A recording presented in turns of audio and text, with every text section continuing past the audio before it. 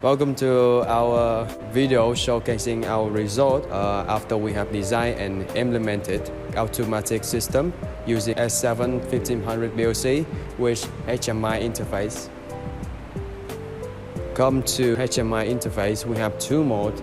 One is auto and one is a control system, which is also called manual. The system. So hi guys, Minh has present to us about the control system manual. Next we will turn to the automatic system. Okay.